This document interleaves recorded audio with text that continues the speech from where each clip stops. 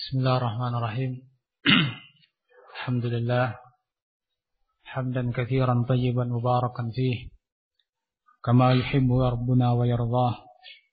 Wassalatu wassalamu ala Rasulillah wa ala alihi wa ashabihi wa man tabi'a hudahu ila yaumiddin, amma ba'd. Ikhwan fillah rahimakumullah, sedikit melanjutkan apa yang tadi kita bahas, yaitu apa yang terkait dengan sikap terhadap ahli bid'ah. Di sini akan saya nukilkan ucapan Ibnu Battah rahimahullahu taala dalam kitabnya Al-Ibanatus Sughra atau Al-Ibanah an Usulis Sunnati wad Diyanah. Beliau menyebutkan ucapan yang sangat bermanfaat bagi kita semua dan menjadi salah satu pokok Ahlus Sunnah wal Jamaah dalam keyakinan mereka. Kata beliau, wa minas sunnati mujanabatu kulli man i'taqada syai'an mimma dzakarnahu wa hujranuhu. Dan di antara as-sunnah, ajaran Ahlus Sunnah, pokok dari keyakinan Ahlus Sunnah adalah mujanabatu kulli man i'taqada syai'an mimma dzakarnah. Menjauhi semua yang meyakini sebagian dari apa yang kita sebutkan, yakni bid'ah-bid'ah itu. Wa hujranuhu, dan menghajarnya, menjauhinya. Wal maqtu lahu, dan harus membencinya. Lihat poin per poin dari apa yang beliau sebutkan. Pertama apa? Mujanabah, menjauhi. Hujran, yakni kita menjauhinya atau menghajar, seperti yang dijelaskan pada kesempatan sebelumnya kemarin. Kemudian maqt, membenci. Walaupun seseorang tidak pernah bergaul dengan ahli bid'ah, tapi kalau senang dengan bid'ah, salah, harus benci. Seperti yang tadi kita sebut dalam ucapan siapa? Abu Dawud. Wa hujran man walahu wa nasarahu wa dabba anhu wa sahibihi aw wa sahabah. Dan wajib pula menghajar siapa? Orang yang berloyal dengan ahli bid'ah. Wa nasarahu, dan yang membela atau membantu mereka ahli bid'ah. Wa dabba anhu, yang membela-bela ahli bid'ah. Wa sahabahu, dan yang berteman dengan ahli bid'ah. Nah, ucapan seperti ucapan beliau ini ucapan yang kira-kira atau ucapan dari hasil pemahaman beliau terhadap ayat, hadis, dan ucapan para ulama. Tentunya seorang seperti beliau, ulama besar, mengucapkan seperti ini bukan irtijalan, sekeluarnya dari mulut atau kelepasan. Tidak, ini menulis sebuah buku yang beliau punya, buku yang besar, seolah-olah syarah daripada ini, atau ini ringkasan dari itu. Beliau katakan harus membenci mereka yang melakukan bid'ah-bid'ah dan menghajar orang yang berloyal dengan mereka, menghajar orang yang nasarahu wa dabba anhu, membela mereka, menghajar yang membela-bela mereka. Wa sahabahu, dan yang berteman dengan mereka. Ya. Wa in kana al-fa'ilu lidzalika yuzhiru sunnah. Walaupun yang melakukan pembelaan-pembelaan tadi atau yang berteman tadi yuzhiru sunnah, menampakkan sunnah, penampilannya seorang ahlus sunnah. Mungkin ngakunya juga ngaku ahlus sunnah. Ngakunya salafi. Tapi kalau dia membela ahli bid'ah, berloyal dengan mereka, berteman dengan mereka, maka kewajiban kita juga harus menjauh. Nah, kita mau ambil akidah kita dari siapa? Dari ulama kita atau dari al-asagir tadi yang disebut di awal pembahasan ini. Ini para ulama kita seperti ini. Ya, ini akidah Ahlussunnah wal Jamaah yang ridha, silakan ridha, yang tidak ridha, ya silakan. Semua orang silakan milih. Ya. Kalau mengikuti ulama salafus saleh ini penjelasannya. Nah, kenapa ulama kok sedemikian keras? Karena demi keselamatan akidah seseorang. Bukan mereka seperti ini karena kepentingan pribadi, demi popularitas. Ingin mengumpulkan orang supaya ikut dia. Ini tahazzub, bukan begitu. Tidak. Dia tidak punya kepentingan apa-apa dengan orang-orang. Ulama kita, seperti Ibnu Battah dan yang lain, tidak punya kepentingan apa-apa dengan orang-orang. Tapi ini kewajiban agama yang harus diterangkan begitu. Demi keselamatan orang-orang justru. Lihat kata Ibnu Al-Qayyim rahimahullah menerangkan masalah ini. Dalam kitabnya Bada'iul Fawaid, beliau mengatakan ada golongan keempat. Ya, mana yang 2, 3, 1 itu bisa antum melihat kita dalam kitab Bada'iul Fawaid. Tapi golongan keempat dalam kita bergaul ada jenis manusia dalam kategori golongan keempat. Siapa itu? Man mukhalatatuhul halaku kulluhu. Orang yang kalau kita bergaul dengannya hancur kita.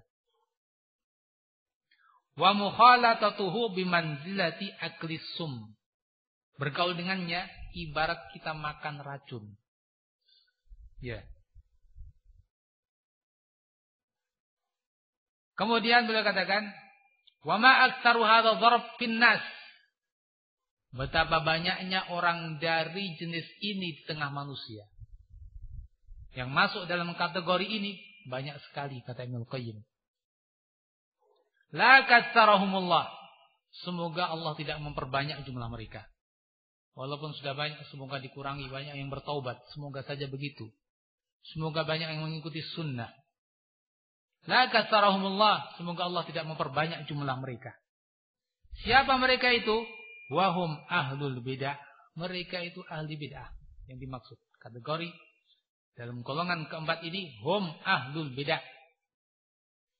Orang-orang ahli bid'ah. Wadzalalah. Orang-orang yang sesat. As-saduna an sunnati Rasulillah. Orang-orang yang menghalangi dari jalan Rasulullah, sunnah Rasulullah. Ad-da'una ila khilafiha. Yang mengajak kepada yang bertentangan dengan sunnah Rasulullah. Alladzina yasudduna an sabilillah wa yabghuna 'iwaja. Yang menghalangi dari jalan Allah dan menginginkan jalan yang belok dan seterusnya. Nah, ini sebabnya kenapa Islam ya dan ulama Islam satu demi satu dari ulama-ulama itu memperingatkan kita dalam hal ini karena apa yang disebutkan Ibnu Qayyim. Kalau kita bergaul hancur. Jangankan memang niatnya bergaul, niatnya itu berdebat saja bisa hancur kita. Bayangkan. Enggak, saya mau di antara syubhat, saya mau memperbaiki dari dalam. Saya mau ketemu dia bukan untuk her-heran. Bukan teman baik. Ya, saya ketemu dia untuk mengkritisi dia. Untuk membantah dia. Ya. Orang yang seperti ini saja, ini sudah dilarang oleh para ulama, hati-hati, bahaya. Ini dalam bahaya. Diterangkan pula oleh Ibnu Battah rahimahullah dalam hal ini, ya. Kembali kepada penjelasan Ibnu Battah. Beliau jelaskan dalam kitabnya Al-Ibanatul Kubra. Ini terkadang menjadi syubhat ya. Saya mau memperbaiki dari dalam. Kan begitu kadang-kadang. Saya akan masuk ke sana demi memperbaiki dari dalam.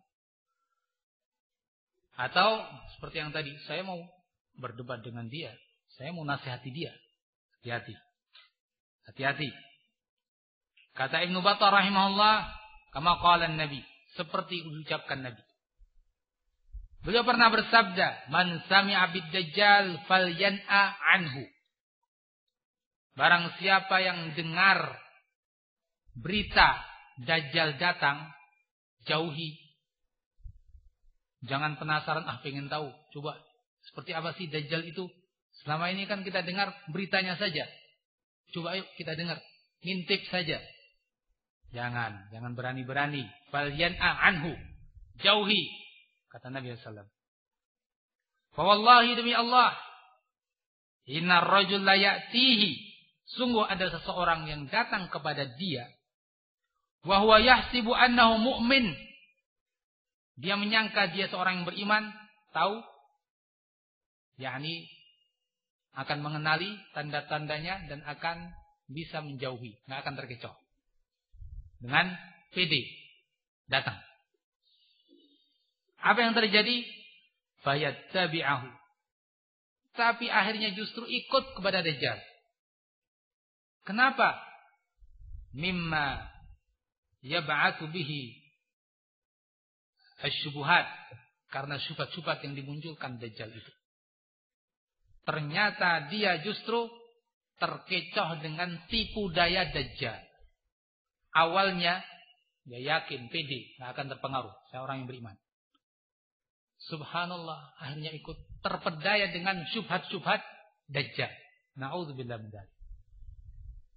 Kata Ibnu Battah, wa hadza 'amun. Ini bersifat menyeluruh. Jangan dianggap ini hanya dalam peristiwa Dajjal, titik. Ada pelajaran yang bisa dipetik dari itu. Kata Ibnu Battah mengomentari hadis tadi, wa hadza qaulu Rasulillah.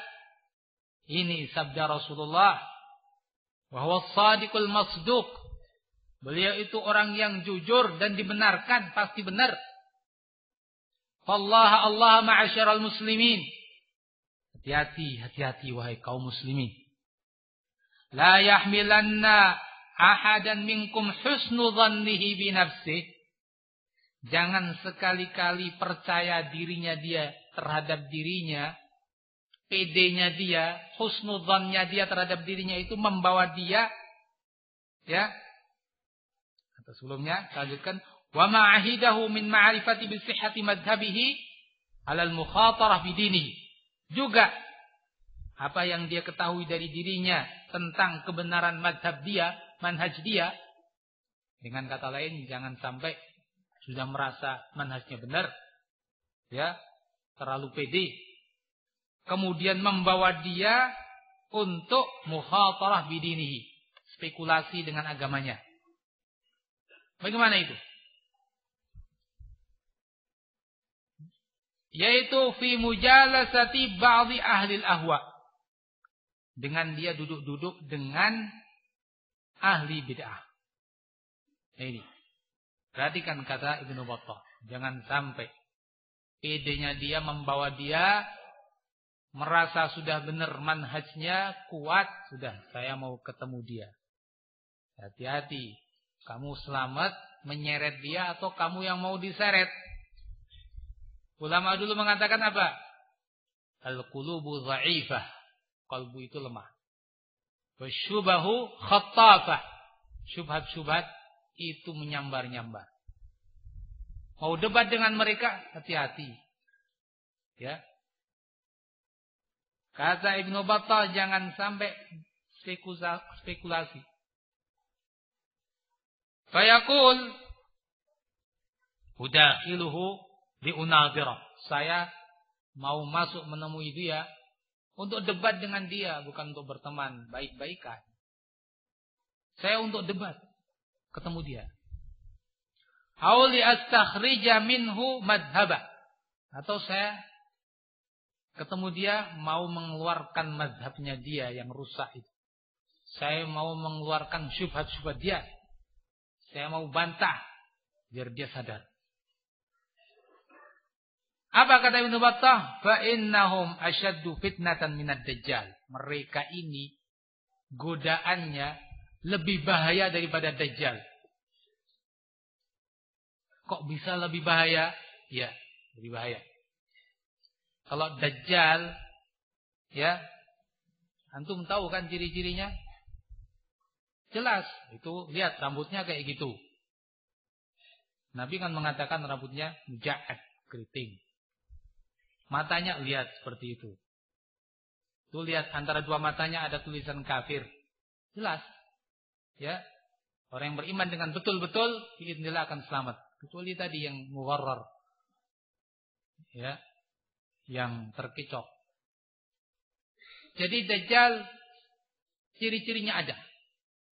Tapi seorang yang tergolong ahli bid'ah tapi berpenampilan sunnah kadang-kadang, penampilannya kadang Masya Allah, kamisnya, surbannya, shimarnya, putrahnya, kemudian kitabnya, kitab-kitabnya sama, ya, kadang nyebut Syekh Albani, Syekh bin Baz, ya, kadang nyebut Syekh Mukbil, muji-muji Syekh Mukbil, kadang nyebut Syekh Rabi. Nah, hati-hati. Yang seperti ini justru lebih samar. Makanya kata Ibnu Battah rahimahullah, fa innahum asyaddu fitnatan minad dajjal. Mereka itu ahli bid'ah terkadang lebih bahaya, lebih syadid daripada dajjal godaannya. Ya. Bagi sebagian orang begitu. Wa kalamuhum alsaq minal jarab. Ucapan mereka itu lebih lengket daripada penyakit kudis terhadap tubuh. Bisa masuk. Wa ahraq lil qulubi minal lahab. Tapi juga lebih membakar bagi kalbu manusia daripada jilatan-jilatan api. Apa ada buktinya yang seperti itu? Ya, ada. Ibnu Battah mengatakan, walaqad ra'aitu jama'atan minan nas. Sungguh aku telah melihat sekelompok dari manusia. Bukan satu orang, bukan dua orang. Jamaah, sekelompok dari manusia. Yal'anunahum wa yasubbunahum. Dulunya mencela-cela ahli bid'ah. Bahkan melaknat ahli bid'ah dulu. Tapi berikutnya, fajalasuhum. Akhirnya duduk-duduk. Untuk berteman? Tidak. Tidak untuk berteman. Ala sabilil ingkar, dengan tujuan mengingkari. Lihat. Dengan tujuan apa? Mengingkari awalnya. Udakhiluh liunadhirah. Saya masuk mau berdiskusi sama dia. Apalagi yang memang sejak awal baik-baikan dengan ahli bidah. Ya, berteman. Ya, muskilah kalau seperti itu lebih bahaya lagi. Nah, kembali kepada orang-orang yang diceritakan Ibnu Battah, mereka duduk-duduk dengan ahli bidah ala sabilil ingkar, untuk mengingkari. Warrad alaihim, untuk membantah. Famazalat bihimul mubasatah. Lama-lama terus akhirnya apa? Mubasatah. Ya, cengkramannya lebih asyik akhirnya. Awalnya agak keras. Sana yo, jangan keras-keras begitu. Ya, harus dengan kepala dingin biar pikirnya dicernih. Oh ya sudah. Lama-lama ya, dari niat membantah dengan ucapannya mungkin agak keras, lama-lama ucapannya semakin volumenya merendah, ya. Akhirnya bercengkrama, kadang senyum, kadang ngobrol asyik, diselingi urusan-urusan duniawi, sudah. Mazalat bihimul mubasatah, akhirnya terus sampai bicaranya ini mubasatah, bicara asyik. Wa khafyal makr wa daqiqul kufr. Ya, makar tersembunyi, dia enggak sadar. Kelembutan-kelembutan kekufuran tersembunyi, dia enggak sadar. Hatta sabau ilaihim, sampai akhirnya dia pun cenderung kepada mereka. Ya. Ahibati fillah rahimakumullah. Ini pengalaman Ibnu Battah rahimahullah, pengalaman seorang ulama besar Dan yang beliau jumpai seperti ini bukan satu orang, tapi jamaah sekian orang. Tidakkah itu cukup sebagai pengalaman yang kita ambil pelajarannya? Jangan kita ini jadi orang yang diambil pelajaran oleh orang. Kata orang Arab dulu apa? As-sa'idu man i'tabara bi ghairihi. Orang yang bahagia itu orang yang bisa mengambil ibrah dari orang lain. Nah, ini seperti ini. Orang lain cukup buat pelajaran buat kita. Wasyaqiyyu man i'tabara bihi ghairuh. Orang yang celaka itu yang dibuat pelajaran oleh orang lain. Ya. Orang yang celaka adalah orang yang dibuat pelajaran oleh orang lain. Na'udzubillah. Nah, jadilah kita suada, orang-orang yang bahagia. Cukup itu pelajaran bagi kita. Apa yang terjadi pada mereka itu sebetulnya dulu dan sekarang. Syekh Muhammad bin Hadi hafizallahu taala ketika mensyarah juga hal ini, beliau pun mengatakan, dan kami juga melihat di masa ini orang-orang yang tidak perlu disebutkan banyak terjadi seperti yang dikatakan oleh Ibnu Battah. Dulu-dulunya nampak istiqamah, tapi dengan mujalasah, walaupun awalnya ingkar, tapi akhirnya membela. Ya. Mulai dari mengingkari, menasihati, inginnya begitu. Ingat, bukannya enggak boleh menasihati, tapi hati-hati. Ya. Dengan penuh kehati-hatian. Dengan penuh waspada. Dan juga dengan apa? Kekokohan akidah. Yani bahasanya khusus yang seperti ini. Yang jelas, dari mulai ingin menasihati, akhirnya apa? Mulai kata-katanya tadi, khafi al-makr, makar yang tersembunyi tadi enggak terasa masuk. Sehingga mulai mencarikan alasan buat dia. Ya, Abul Hasan misalnya, Al-Ma'ribi, yang sudah ditahdzir oleh para ulama dengan bid'ah-bid'ahnya. Ini sebagian ulama yang tergolong sebagai dulunya ulama kan dianggap sebagai ulama Ahlussunnah. Ya. Mulai dari awal mungkin mau menasihati, akhirnya apa? Mulai membela-bela. Membela-bela Abul Hasan. Dengan alasan ini ucapannya sebetulnya dia enggak maunya begitu. Dia maunya begini. Atau ini yang nukil ini orang-orang yang enggak benar. Ini yang menyampaikan kepada syekh itu orang-orang yang asal menyampaikan, bukan orang-orang yang siqah. Ya, mulai membela, ya kan? Menyalahkan ulama yang mengkritik. Lama-lama dibela dan lama-lama akhirnya dia sendiri menjadi seperti Abul Hasan. Ya. Ya, contohnya seperti tadi misalnya Ali Hasan. Itu salah satu contohnya. Di zaman sekarang itu salah satu contohnya. Tadinya membantah Abul Hasan. Qaidah nusahih wala nujarrih, ini salah kaidahnya Abul Hasan. Tapi lama-lama bertemu, ya, berhubungan baik, sampai sekarang jadi seperti Abul Hasan. Kalimat yang diucapkan terhadap para sahabat, kalimat ghusaiyah. Abul Hasan mengatakan, dan di tengah-tengah para sahabat itu ada ghusaiyah. Apa itu ghusaiyah? Buih. Di banjir itu.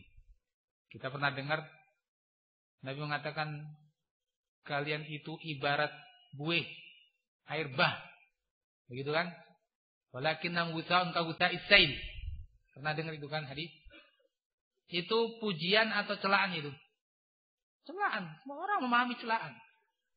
Nah, ini ketika diucapkan terhadap sahabat, pantas? Ya enggak pantas. Celaan.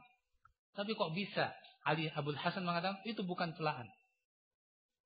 Lama-lama Ali Hasan juga mengatakan itu bukan celaan terhadap sahabat. Bayangkan. Ya. Bayangkan itulah pengaruh pertemanan. Dulunya ketika bermajlis dengan ulama Ahlussunnah sama-sama sepakat membantah Abul Hasan dan kaidah-kaidahnya. Ketika ketemu Abul Hasan langsung berubah. Ya. Sampai sekarang dianya seperti Abul Hasan juga. Mulai membela-bela wahdatul adyan, penyamaan agama, persaudaraan antar agama. Abul Hasan begitu, sekarang Ali Hasan juga begitu. Na'udzubillah. Nah ini, jadilah kita ini orang yang mengambil pelajaran dari orang lain. Cukup. Jangan kita na'udzubillah jadi pelaku-pelaku orang yang akhirnya diambil pelajaran oleh orang. Nah, ucapan ulama dulu tidak diindahkan, inilah akibatnya.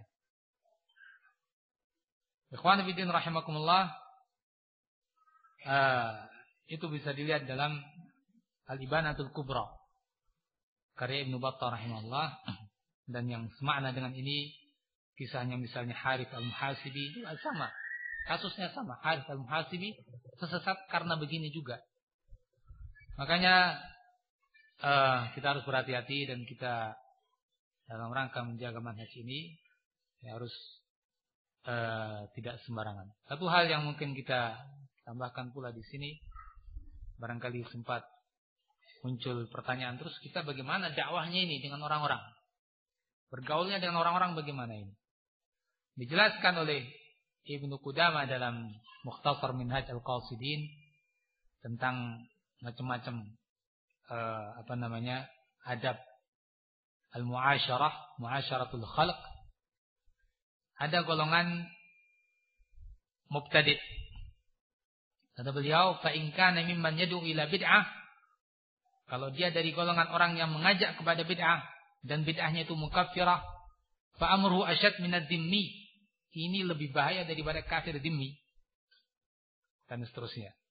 Wa in kana mimman la yukaffaru biha, fa amruhu asyad minadz dzimmi. Kalau bukan bid'ah yang mengkafirkan juga, fa amruhu asyad minadz dzimmi. Ini juga lebih bahaya daripada dzimmi. Dan seterusnya. Kemudian beliau katakan, wa ammal mubtadi' al-'ammi, ada mubtadi' ahli bid'ah yang itu orang awam, fa in lam yanfa' an-nushu alladhi la yaqdir an yad'u wa la yakhaf al-iqtida' bihi wa la yukhaf al-iqtida' bihi. Kalau ahli bid'ah tapi awam, di mana dia tidak mampu berdakwah. Ya, orang-orang yang ikut-ikutan saja, awam. Dan tidak dikhawatirkan dia diikuti. Fa amruhu ahwan, ini lebih ringan. Wal aula an yutalataf bihi fin nus.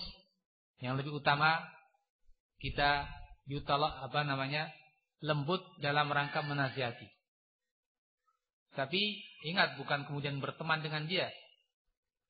Dijelaskan oleh ulama seperti kata Ibnu Battah dan juga dijelaskan oleh Syekh Muhammad Hafizahullah, beda antara bab menasihati dengan bab pergaulan. Menasihati seperlunya, ya, ketemu seperlunya, dikasih buku, dikasih kaset, ya, diomongi seperlunya, itu nasihat. Kemudian yutalataf bihi fin nus, fa inna qulubal awam sari'atut taqallub, karena kalbu orang-orang awam cepat berubah. Tapi fa illam yanfa'an nus, kalau dinasihati enggak bisa, enggak manfaat, nampaknya begitu. Misalnya kita lihat orang kok begitu dinasihati enggak bisa, dan kita berpaling dari dia itu lebih menunjukkan jeleknya bid'ah dia, maka ta'akkada istihbabul i'rad anhu, semakin ditekankan untuk berpaling dari dia.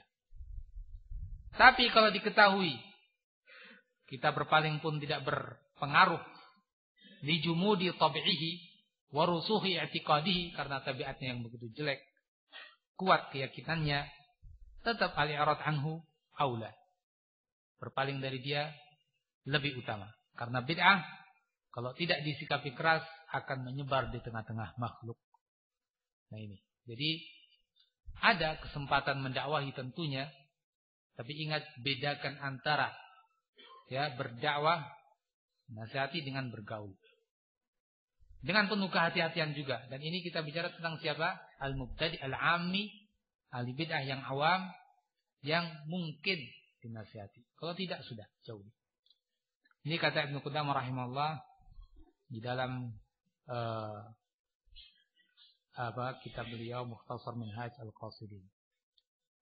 Demikian ahibati fillah, hal-hal yang bisa kita kaji pada kesempatan ini, semoga bermanfaat dan semoga Allah Azza wa Jalla memberikan taufik kepada kita semua untuk menelusuri jalan yang hak dan mengamalkannya, berilmu yang manfaat dan beramal yang saleh sampai kita berjumpa dengan Allah Azza wa Jalla. Dan mohon maaf atas segala kekurangan. Di sini ada banyak pertanyaan dan tentunya tidak semua bisa kita jawab karena pertama keterbatasan ilmu, yang kedua karena keterbatasan waktu. Jadi mohon maaf sebelumnya.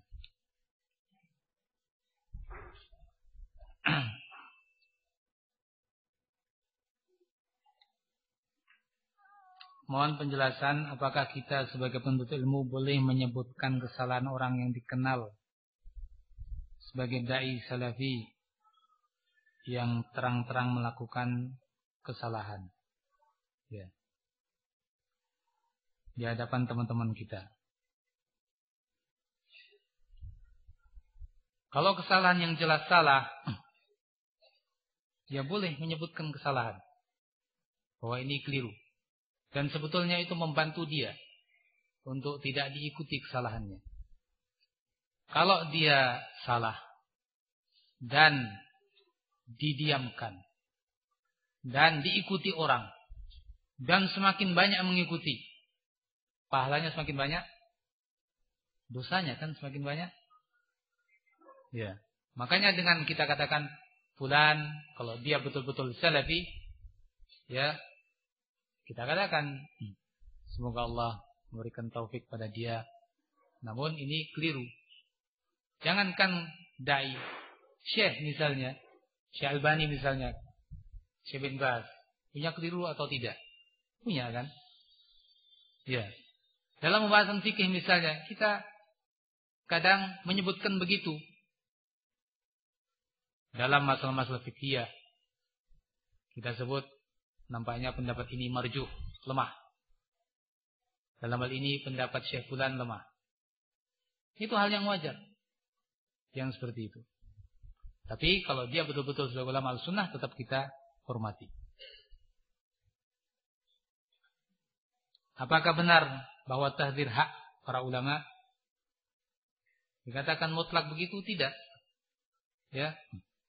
Masing-masing orang bisa melakukan pada sesuatu yang dia pada kapasitasnya.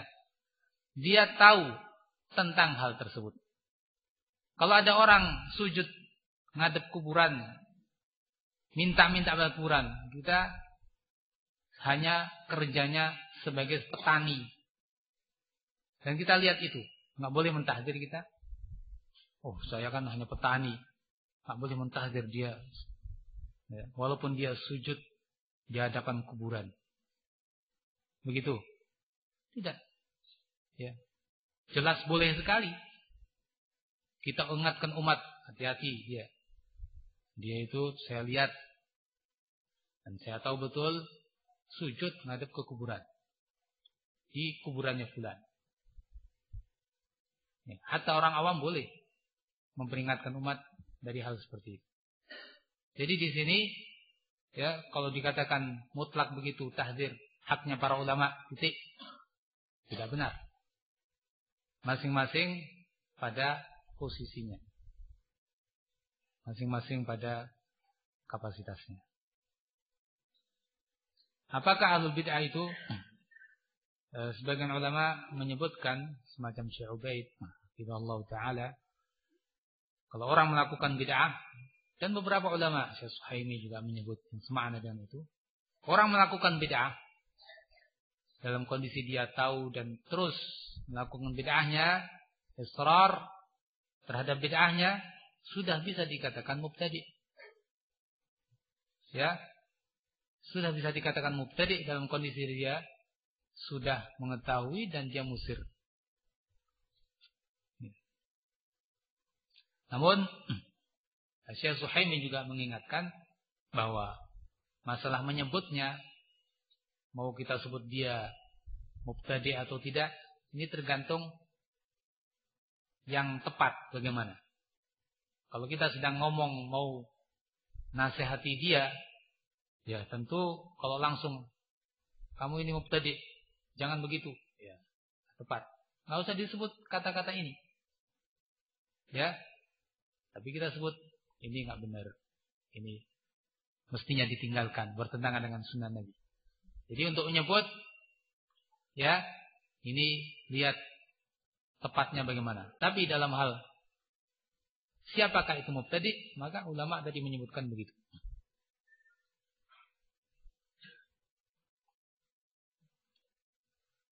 Kenapa asatid mentahdir Ustaz Ja'far? Padahal akhir-akhir ini sudah taubat. Bahkan sempat di hadapan Syarabi dan sudah mengumumkan taubatnya. Saya dengar Ustaz Afif sudah menjawab ini kemarin. Ya, panjang lebar. Ya, saya cuma sedikit menukilkan saja bahwa Syarabi mengatakan nasahtuhu wa nasahtuhu wa nasahtuhu wa ma indi amal. Saya nasihati dia, saya nasihati dia, saya nasihati dia, dan saya nggak punya harapan lagi. Itu Syarabi ngomong gitu. Syekh Ubaid, saya pernah baca sebuah lembaran yang dikirimkan Syekh Ubaid kepada salah satu asatidzah yang isinya adalah menganggap dia tergolong ahli bid'ah. Dia bisa ditanyakan kepada ustaz tersebut teksnya, persisnya, tapi saya pernah baca itu. Ya. Jadi itu yang ada dari yang saya ketahui dari Syekh Rabi dan Syekh Ubaid hafizahumullah. Adapun perinciannya kemarin telah disebutkan oleh Ustaz Afif hafizahullah taala.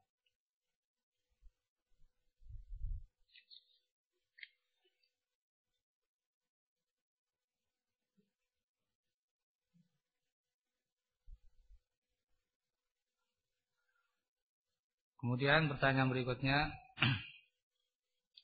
apakah dibenarkan mentahdzir Syekh Ibrahim Ruhaili? Ya. Beliau yang saya ketahui di akhir-akhir ini mulai nampak atau menampakkan atau menyeleweng. Begitu, menampakkan penyelewengan atau yang jelas jatuh dalam penyelewengan-penyelewengan yang cukup berbahaya. Ya. Untuk menyatakan dengan terus terang, misalnya masyayikh mengatakan dia mubtadi, saya belum dengar. Tapi ulama membicarakan penyimpangan dan membantah penyimpangan dia banyak. Asy-Syarabi punya buku berjudul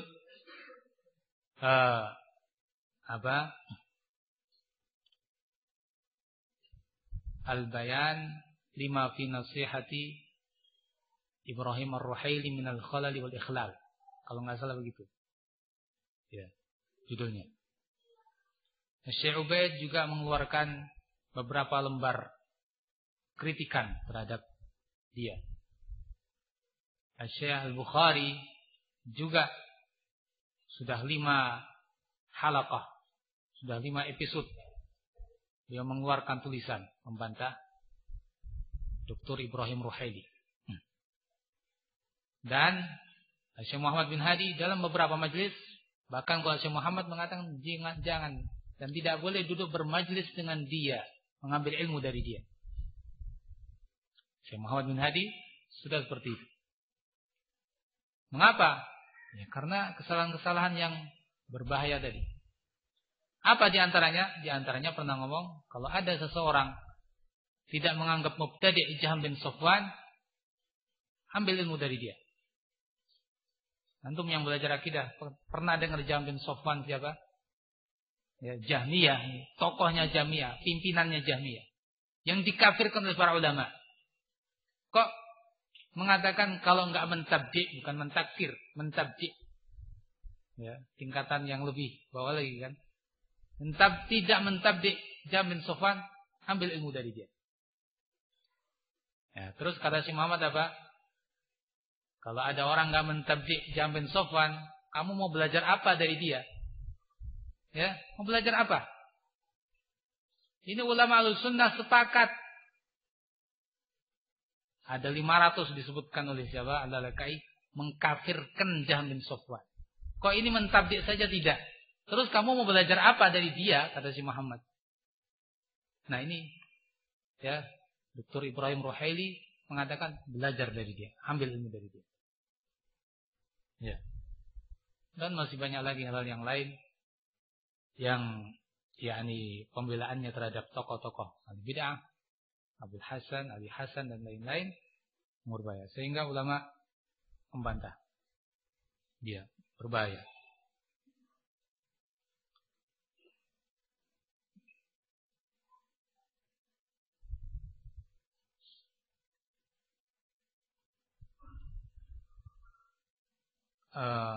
Apakah hukum mentabdi' sururi itu bisa langsung dijatuhkan tanpa ada penegakan hujjah, proses nasihat yang panjang sebagaimana ketika ulama mentahdir dari mubtadi'? Ya.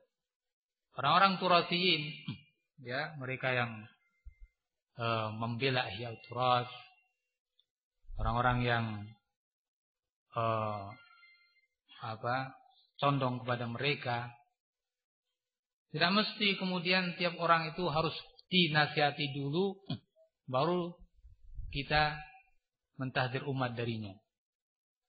Tidak harus. Kita lihat para ulama ketika mentahdir umat dari ahli bid'ah. Apakah semuanya melalui proses nasihati dulu bertahun-tahun begitu? Hah?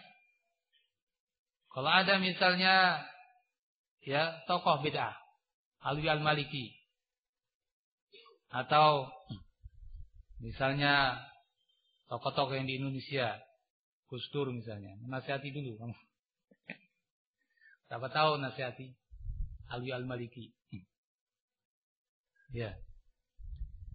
Ulama-ulama terhadap yang tokoh-tokoh mubtadi'ah seperti yang tadi kita sebutkan dari Ibnu Taimiyah, untuk mentahdir ya, cukup lihat teman-teman dia. Seperti kata Ibnu Mas'ud. Begitu kan kata Ibnu Taimiyah? Jadi kadang sebagian orang mengharuskan nasihat dulu dan bertahun-tahun dulu untuk mengatakan dia itu turasi. Nah, seperti yang dilakukan Syekh Rabi terhadap Abdurrahman Abdul Khaliq. Syekh Rabi terhadap Abdurrahman Abdul Khaliq ini sudah saking lembutnya Syekh Rabi itu. Ya. Hafizahullah ta'ala. Namun demikian Syekh Rabi dicap keras. Padahal itu sudah sikap lembut yang luar biasa itu. Bertahun-tahun enggak langsung dikatakan mubtadi', enggak langsung ditahdir. Sekian tahun itu sudah kelembutannya Syekh Rabi yang luar biasa. Namun demikian dicap mutasyaddid Syekh Rabi. Padahal kita tadi sebutkan sekian ulama mengatakan enggak harus, enggak wajib, enggak syarat dinasihati dulu sampai bertahun-tahun. Tidak.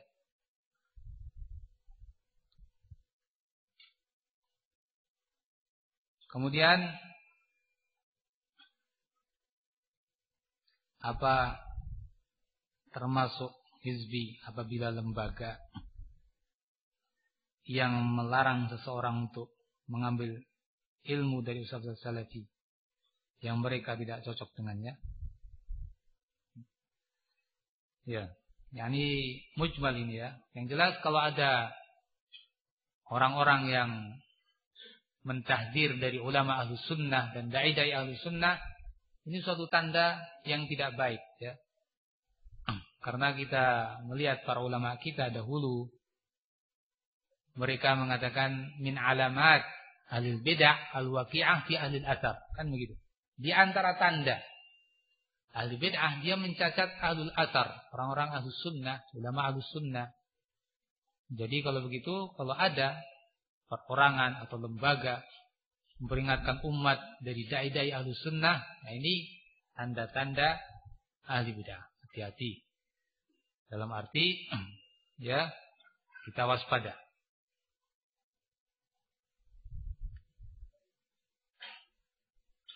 Apa kerusakan ilmu kalam, filsafat dan sebagainya kalau ada pondok yang mengajarkan? Ya, maklum. Ya. Bagaimana ulama kita hafizahumullah dan rahimahumullah memperingatkan umat dari ilmu filsafat dan ilmu kalam. Ilmu kalam seperti dikatakan para ulama kita, di antaranya Imam Asy-Syafi'i rahimahullah, hukmi fi ahli kalam an yudrabu bil jaridi wan ni'al wa yutafu 'ala al-'ashair wal qaba'il wa yuqalu hadha jazaa'u man taraka al-kitab as-sunnah wa aqbala 'ala 'ilmi al-kalam.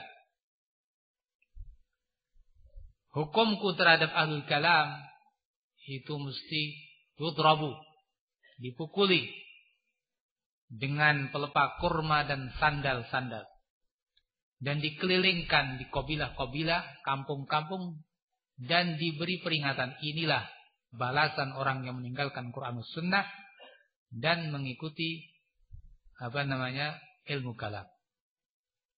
Ini satu dari sekian ucapan ulama tentang tahzir terhadap ilmu kalam. Bagaimana kok kemudian diajarkan ilmu kalam? Jelas tidak boleh. Tidak boleh diajarkan ilmu kalam. Apa bisa kita menilai seseorang dari pertemanannya di Facebook? Ya. Karena ada yang mengatakan bahwa itu tidak sama dengan pertemanan dengan dunia nyata. Kalau dia menyebutkan dalam Facebook ucapan-ucapan yang mungkar, ahlul batil, ya, mengucapkan ucapan-ucapan yang mungkar tanpa diingkari, ya, dibiarkan saja. Nah,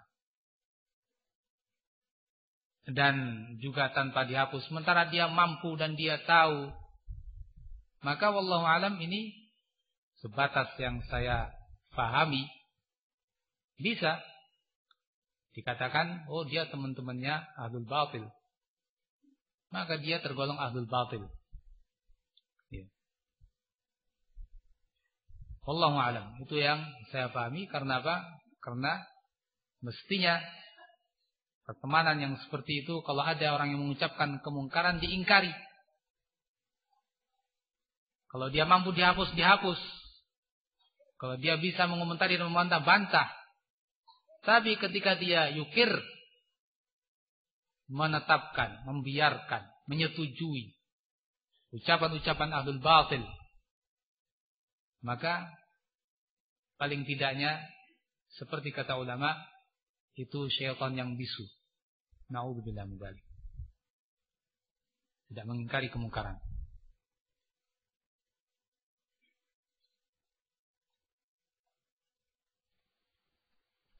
Nah, ini ucapan pertanyaan banyak sekali.